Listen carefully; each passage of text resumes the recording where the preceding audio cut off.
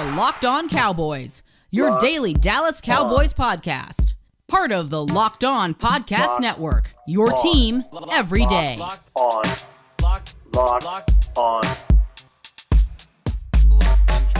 Locked On Cowboys. Welcome back. It's another crossover podcast here. I am Marcus Mosher of the Locked On Cowboys podcast, here with Aaron Freeman from Locked On Falcons. Aaron, it is nice to see you again. How are you doing today, sir? I'm doing good, Marcus. Looking forward to talking little Falcons Cowboys today. Yeah, so the last time the Cowboys and Falcons played, they played in one of the, I'm just going to say, one of the dumbest games that I can remember in recent memory. I'm sure that you would agree. The Cowboys won 40-39 in the game. They absolutely should not have won. But why do the Cowboys and Falcons play in such odd games?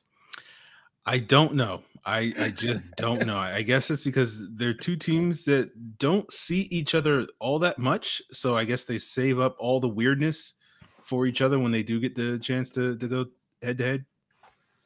Yeah, I've got a lot of questions about this Falcons team. We're just going to kind of dive right into it. So, and I want to start with Calvin Ridley. He stepped away because of some mental health issues. I think it's fantastic that he was able to do so. We saw last year, I think actually the best thing that came out of that Cowboy Falcon game was the conversation that Dak Prescott and Hayden Hurst had after the game, talking about mental health and all the great things that they were able to do together kind of over the offseason and opening up conversations. So my question just for you, Aaron, is there any update on Calvin? Do we have any idea what's going on there? The biggest update is that the Falcons did put him on a non-football injury list last week, which means it's treated similarly to the injured reserve. So if and when he does return, it'll be after 3 weeks. And last week was the first of potentially 3 games that he'll return. So we know he'll be out for at least another 2 weeks, but beyond that, we don't really have any other updates. Okay. Our thoughts go out to Calvin. We're just hoping that everything, works out here and that he can get back onto the football field. So we love watching Calvin Ridley play. So let's talk more about the Falcons. I'd like to talk about Matt Ryan because I don't know how this happened, but he's had one of the quietest, best seasons in the league right now. Like since week 3, his passer rating is like 106. I think he's playing really well. So what's the reason for this kind of resurgence from Matt Ryan? Yeah, a lot of it, or at least when it first started around week 4, week 5, a lot of that was Kyle Pitts, right? Those were some really monster games that Kyle Pitts had in the London game against the Jets, in that week 7 game against the Miami Dolphins. And the last week, particularly against New Orleans, Kyle Pitts had a relatively quiet performance due to Marshawn Lattimore doing a pretty good job keeping him in check for most of that game. And then you saw the Falcons wide receivers step up really for the first time this season because it has not been great for that group. Calvin Ridley, prior to him stepping away, was not having the level of production that we were expecting for him. Russell Gage, their number 2 wide receiver, basically missed a bunch of weeks with an ankle injury. And then when he came back, there were multiple games he's had where he had 0 catches in those games, and his replacements haven't been exactly great. But the Falcons got a big boost last week. You saw Gage, you saw Olamide Zaccheaus had 2 touchdown catches against the Saints, and Cordero Patterson has provided a lot of boost, not only as a running back, but also as a receiver, and had that big catch at the end of that New Orleans Saints game that helped set up the game-winning field goal for the Falcons. So a lot of it with Matt Ryan is he's getting much more comfortable in the system. The playmakers, when they step up and give him reliable options, we know, given Matt Ryan's history, that when you give him weapons to throw to, whether it's Roddy White or Tony Gonzalez or Julio Jones, he can get the ball to those guys. And that was really the thing, I think, holding back the Falcons in those first couple of games. But now the last couple of weeks, they're getting a lot more contributions from those playmakers. All right, so you mentioned Cordero Patterson. I think he's one of the coolest stories in the NFL this year. Playing running back, playing receiver, and just being super productive. How have the Falcons figured out how to use him correctly when really no other team has ever figured it out before? Yeah, it's funny because the Falcons aren't doing anything especially creative when it comes to Cordero Patterson. It's basically particularly early in the season, it was just check the ball down to Cordero Patterson and let him make a play. And just get the ball in his hands and let him do his thing. And that's been a lot of it. And, these last couple of weeks, they've gotten a couple of big plays on some vertical throws down the field. You saw that big one against the Saints last week. So they're being creative in terms of utilizing him not only as just a running back and a pass catcher out of the backfield, but splitting him out wide, utilizing him in the slot, and as an outside stretch wide receiver. But it's not like rocket science. It's not like the Falcons are doing crazy creative things with him. Right. It's just like run a screen here, throw a check down here, let him go deep on this play. That's basically sort of their secret to their success. But it sounds so simple because it is, right? It's just like he's one of the best athletes in football. Get the ball in his hands and let him go make plays. I don't know why teams struggled so much with this before, but hey, kudos to Cordero Patterson because I think he's kind of finally figured it out. He's playing two positions kind of, really, really well. So it's just awesome to see. Now, I've got to ask you about Kyle Pitts. This is somebody that Cowboy fans were lusting over throughout the entire draft process. We talked about it on our show all the time. Like, should you go up and trade for Kyle Pitts? This is a generational tight end. You've watched him every single snap. How has he been so far as a rookie? He's been really good. He's been as good as advertised. He hasn't necessarily had the dominant performances week in and week out, but when we've seen him play up to his ability, as I mentioned in that Jets and Dolphins game, he was dominant in those games, being able to make plays all over the field. You see the one-handed highlight reel catches. You see all the athleticism and talent that everybody was well aware of when he was coming out of Florida that made him the first non-quarterback drafted in this past year's draft class. The last 2 weeks, he hasn't been as productive, probably much to the chagrin of fantasy owners. And a lot of that, I think, is due to the matchups that he has been facing these last couple of games, going up against Stephon Gilmore in Carolina, and he did a really good job keeping him in check in that game. And then this past week against Marshawn Lattimore, no offense to the Cowboys, I don't know if Trevon Diggs is on that level. I don't know if Keanu Neal is the type of guy. No, he's not. You know that. Yeah. There was a time when Keanu Neal, prior to his knee injuries, could have been considered a top-notch tight end eraser here in Atlanta, but I don't think he's that guy anymore. So I think this is going to be an opportunity for Kyle Pitts to sort of get back to putting up big numbers this week against Dallas. I think they're a matchup that's ripe for that. Just an awesome player, though. Like he's going to be a superstar, right? Yes, absolutely. Yeah, we're counting on it. He's unbelievable. All right, Aaron. So Falcons Twitter has been upset with me for a couple of years now, and I understand it. It's fine. So I did not have super nice things to say about AJ Terrell. I thought the Falcons overdrafted him. I thought they should have drafted CeeDee Lamb. But I might be wrong. AJ Terrell's had a really nice year for the Falcons, correct? Yes, he has. And, we're going to take that soundbite, Marcus, and plaster it all over the social media for the next couple of days. That's fair. Hey, it's fair. I might be wrong. AJ Terrell's been outstanding this year. He's been, one of the better corners in the league when he's been asked to play man coverage. I think he's only given up one reception all year long in man coverage. Now, the Falcons don't play a ton of man coverage. That's not really their MO, but last week they did play a lot of man coverage. I think some of that was owed to them not having as much fear over the Saints wide receivers as they probably would have going up this week against Dallas. So I don't expect them to play as much man coverage this week, but he's also been outstanding in zone coverage.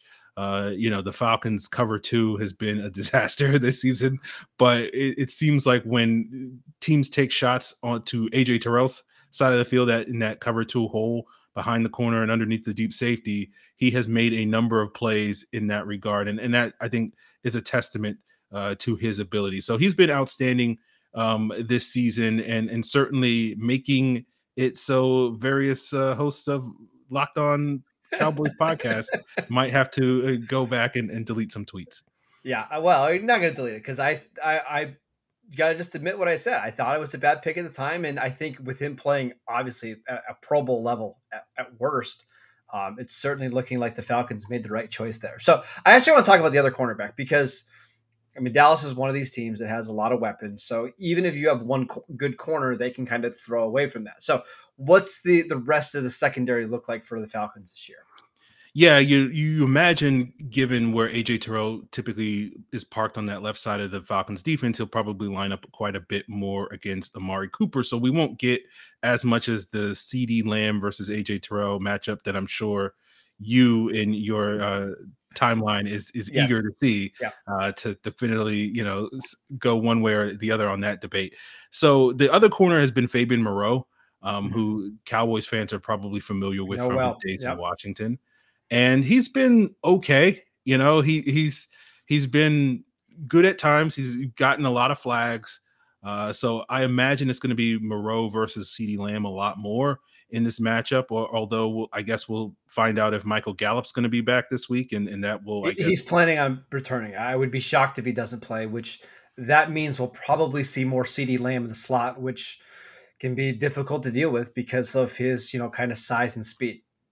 Yeah, and that is a very dangerous matchup for this Falcons team because they don't really have a slot corner right now. Their starter in Isaiah Oliver is out for the season with a knee injury, and we saw Oliver kind of struggle in his few matchups against Lamb and Gallup last year when they played the Cowboys, but that was more as an outside corner. But his replacements have been basically a combination of rookie safety Richie Grant, rookie corner Avery Williams, and as of lately, it's been starting safety Eric Harris getting a lot of those slot snaps. And it doesn't matter who the Falcons put up. I think CeeDee Lamb is going to take full advantage of that. So it will be good for your brand, Marcus, that if CeeDee Lamb has a big week this week, just given I don't think the Falcons really have anybody on their roster that really matches up well against him in the slot. So I think it is really the other two cornerback spots that you're worried about if you're the Falcons, like AJ Terrell going up against Amari Cooper. Cooper's probably going to get his, as he often does, but you feel really relatively good about that matchup that he can keep him contained. But it's the Gallup versus Moreau. It's the Lamb versus whoever the Falcons put in the slot that's going to really, I think, cause the Falcons problems this week. And it's too bad that Richie Grant has to play in the slot because it's not, he did it a little bit in college, but that's not really his role, right? He's better off as a deep safety, but as you mentioned, Atlanta kind of just doesn't have any options with Oliver going down. So, all right, we're going to turn this around. Aaron's going to ask me some questions about the Cowboys as we continue to preview this matchup. So we're continuing here on the Crossover Thursday. Here, myself, Aaron Freeman of Locked On Falcons, Marcus Mosher, one half of the Locked On Cowboys crew. And, talking about this Cowboys team, I got to ask you, Marcus, what happened last week against Denver? I watched the game and still came away confused. Like all of a sudden it was 6-0, then it was 19-0. I'm like, what? How did Dallas lose this game? Yeah, Dallas just didn't play well. Like it's pretty that simple. They dropped a ton of passes. Dak played one of the worst games of his career. He was missing guys that were wide open. Now you got to give credit to Denver. Like they forced the Cowboys to do different things on offense. They forced them to stop the run and they didn't do it. But the Cowboys are just a much better team than what we saw on Sunday. And Aaron, you know this. You watch the NFL all the time. Teams have stinker games, right? Like we saw the Saints blow out the Packers earlier this year. We saw the Buccaneers kind of lay an egg against the Saints last week or 2 weeks ago. So these kind of games happen, but it's more about, can you come back? Can you be resilient? Can you not put 2 bad games on tape? I think the Cowboys just had a bad day and they're going to be fine long-term. Now, one thing that I imagine contributed to their bad day this past Sunday was some of the concerns along the offensive line. Terrence Steele, who had been replacing Lyle Collins at right tackle for several weeks, had to make the switch to left tackle last week with Tyron Smith out of the lineup. I'm curious about Smith's status for this week because I think that could wind up, aiding the Falcons if they can need as much help as they can possibly get. I don't know how Tyron Smith always misses these Falcon games, but it's becoming a disturbing trend, right? We remember in 2017 when Chaz Green played left tackle for the Cowboys because Tyron was hurt. The Adrian Claiborne game, that's all we had to say, and everybody knows exactly what we were talking about, right? Tyron was banged up last year in week 2, so I don't expect him to play. He's dealing with bone spurs in his ankle right now. The Cowboys got this weird scheduling thing coming up where they play the Chiefs in Kansas City on Sunday. They play a Thursday Thanksgiving game against the Raiders and then another Thursday game against the Saints, which ends up being like 3 games in 12 days. I think the Cowboys are going to try to be patient with him here and not rush him back on the field. And you mentioned Terrence Steele. played really well at right tackle, moved over to left tackle and struggled, gave up 9 pressures. The Cowboys were forced to put a running back in the backfield to kind of help him out, and it still didn't always help. So it's going to be a problem. I mean, maybe you can tell me about this, Aaron. What does the pass rush look like for the Falcons this week? Because I don't think Dante Fowler is coming back, correct? Yeah, well, he was designated to return, and we kind of need him to come back because he's the only edge rusher on this Falcon team that has a chance of taking advantage of that Terrence Steele matchup. So his status is a little bit up in the air. Typically, when the Falcons have had guys come back, they practice for a week and then come back and play the following week. But I think, it makes sense for the Falcons to kind of fast track Dante Fowler and see if they can get him ready to play on Sunday, because they certainly going to need them if they're going to try to take advantage of that Terrence Steele matchup. So if it's not Fowler, who are the other guys on the edge that could make some plays here? Because last week against the Broncos, it's not like they had all world guys on the other side and they were still productive, right? They had a 7th round rookie who had like 7 pressures in this game. So who do Cowboy fans need to keep an eye on in this one?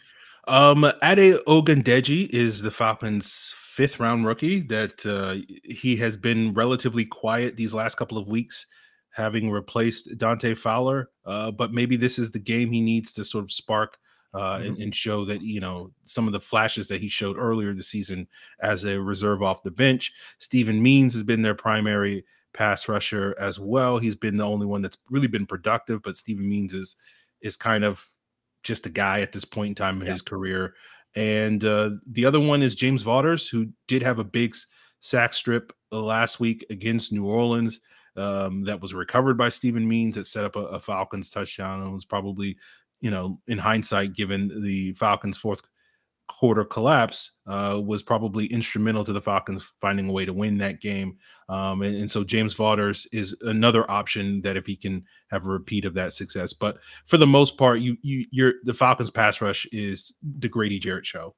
And it's probably going to be him versus Connor Williams, I imagine, as the pivotal matchup in the trenches for the Falcons. And that's where the Cowboys are strong, right? Tyler Biadasz at center is probably their weakest player, but they've got Connor Williams, they've got Zach Martin. That'll be a fun matchup, but you would think it would favor Dallas, but we'll see. Yeah, we'll see. We'll see what happens. Now, speaking of that battle in the trenches, how is Dallas's run game going? Is it something that they're going to lean on, or is this going to be a game, given what we saw Dak do last year in the second half of that game, they're just going to basically decide we're going to pick apart this Falcons pass attack or secondary? It's very hit or miss. It just kind of depends on the week. The Cowboys would love to stay balanced and keep Atlanta on their heels, but they haven't always been able to do that. They really struggled to run the ball last week against Denver. Against New England, they did not run the ball well. Even against Minnesota, they had their problems. So it's a little bit dependent on the matchup. It's dependent on the front, but I would think Dallas would like to keep running the ball, have 30 touches combined between Ezekiel Elliott and Tony Pollard, but they're not married to that either. Like if they see a clear weakness in Atlanta secondary, or they think that CeeDee Lamb and Dalton Schultz are just going to have big games across the middle, they'll abandon the run to do that. So again, I think you'll see early on in this game, the Cowboys use the rushing attack to just kind of get things going and then maybe go away from it if they, continue to struggle. Now, we can't talk about a Falcons-Cowboys matchup without talking about the Cowboys defensive coordinator, former Falcons head coach. I know Dallas's defense has performed very well for the most part this season. Did not look the case this past week against Denver. Are there concerns that, some of the cracks are showing in this defense? What are some of the strengths of this Dan Quinn-led Cowboys defense? Yeah, I think Dan Quinn has always he's a defensive coordinator, right? Like he was a fine head coach for Atlanta for all those years, but he's one of these guys that's just destined to be a high-end defensive coordinator for a long time. Like we've seen it like with Wade Phillips, right? Like Wade Phillips is the perfect example of that. I think the best part about Dan Quinn's defense is they're aggressive and they play fast. And sometimes that'll lead to big plays. And we've seen Trevon Diggs give up some big ones in the secondary, but they're okay with that if they can create turnovers. Over the last 2 weeks, they haven't done that. So if you're not creating turnovers and you're giving up big plays and you're allowing teams to run the ball on you, that's where it can get a little hairy. But I think the Cowboy fans and the Cowboys love to see an aggressive defense. And they know with their offense, usually, if the Cowboys can score 30 points in offense and the defense can get a couple takeaways, that'll be enough. So I still feel very optimistic about Dan Quinn long term. I think his defense is pretty good. It's just not perfect because no defense is in the NFL. You can always get beat. But I think they can make enough plays in a lot of these games to win. Now, my last question for you, Marcus, is, I'm looking at this Bet Online spread, and Cowboys are favored by 9 points. That's too many, right? It's way too many. These two teams, I think we both think Dallas is probably better. Mm-hmm. But 9 points is too many. I think this is a line that should probably be 6.5, 7 at most. Yeah, it feels like a backdoor cover for the Falcons. I expect so? Dallas. I wouldn't even be surprised if this is a field goal game or, a one possession game late and it comes down to the final drive or, the Cowboys needing to get a couple first downs just to finish out the game. 9 points is just too many, I think. Yeah, I feel like this is the week that Dallas's offense gets back on track after, 2 down weeks where you had the Cooper Rush game, which you understandable would not expect Dallas's offense to be clicking. The last week against Denver, as you say, the rough outing there and just having a bad week. I think this is probably a week going up against a pretty soft Falcons defense that you would expect Dallas at home, given some of the mismatches that they have, particularly on the outside, given the fact that the Falcons up until last week could not stop the run to save their life this season. This is the type of sort of rebound, bounce back, get right game that Dallas needs. To me, the question with the Falcons is going to be, can the Falcons offense keep pace with this Dallas offense if they need to? And I feel like the Falcons should be able to put up some points against this Dallas team. And that is part of the reason why I think you should feel relatively confident picking the Falcons to cover in this one. Although every time I've said that so far this season, it has not gone particularly that way. So we'll sort of see if the Falcons can live up to those expectations. Yeah, well, on the Locked On Cowboys podcast, I've picked against the Cowboys every single week except for last week. I finally did. I finally picked the Cowboys to win, and they got embarrassed. So I'm never doing that again. So I'm picking the Falcons to win there, Aaron. So there you go. All right, we'll see what happens. Yeah, we'll see what happens. I think this is going to be a fun matchup. I think it's going to be a good game, don't you? Yeah. Yeah, I don't see a blowout for Dallas. And I know a lot of people are predicting that they're going to come in and score 38 points, and it's going to be one of those games. But I don't see that. Matt Ryan's too good of a quarterback to allow that happen. The Cowboys have some issues on defense they've got to solve. I think at the very worst, we're going to get a pretty close game going into the fourth quarter. Yeah, I expect Dallas to put 30 points on the board, but I think the Falcons can keep pace with that for the most part. I agree. Well, we want to thank you guys so much for listening to this episode of the crossover podcast between the Locked On Cowboys and Locked On Falcons. Please, please, please check out Aaron's work. He does a fantastic job over at Locked On Falcons. I know that Falcon listeners aren't happy with me right now, and I get it, but please go check him out. You guys can check us out at Locked On Cowboys. You can check out my co-host, Landon McCool at McCoolBCB. I'm at Marcus_Mosher. Aaron, enjoy the game. I hope to talk to you soon. We'll see you guys next time. Appreciate it, Marcus.